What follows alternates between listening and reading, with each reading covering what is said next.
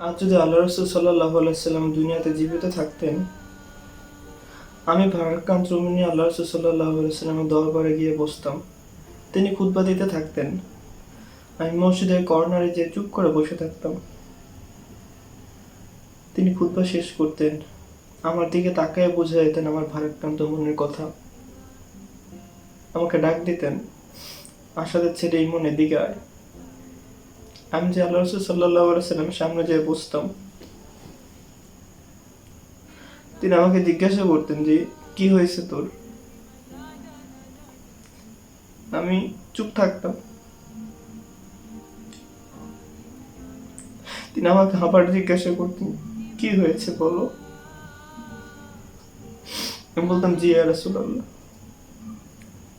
আমি কিছু বলার মতো ভাষা আমার থাকতো না। আমি তার দিকে এক নজরে তাকায় থাকতাম।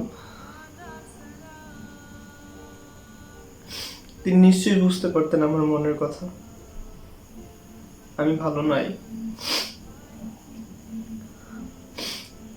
তখন তিনি আমাকে জিজ্ঞাসা করতেন, কি হয়েছে বলো।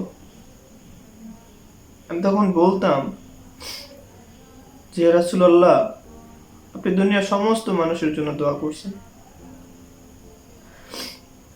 আপনি আল্লাহ তাআলার কাছে দোয়া করছেন, আল্লাহ আমার প্রত্যেকটা উম্মতকে আপনি জীবনের শেষ সময় পর্যন্ত সুযোগ দেন তওবা করার, আপনার রাস্তায় ফিরে আসার। প্রত্যেকটা বেদিনের জন্য দোয়া করছেন।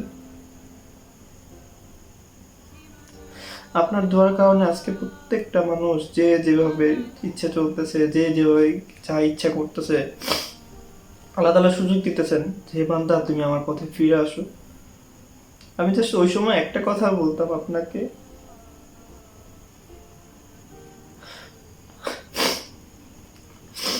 ইয়া রাসূলুল্লাহ, আপনার দোয়া তো সাথে সাথে কবুল হয়, আপনি একটু আল্লাহ তাআলাকে বলেন আল্লাহ তাআলা যেন আমাদের বাংলাদেশকে হেফাজত করেন।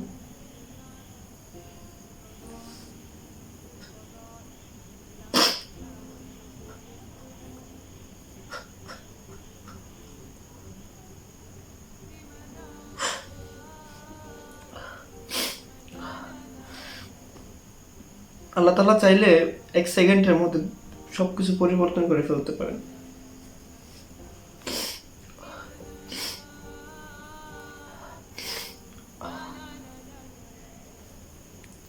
আল্লাহ আপনি বাংলাদেশকে হেফাজত করেন।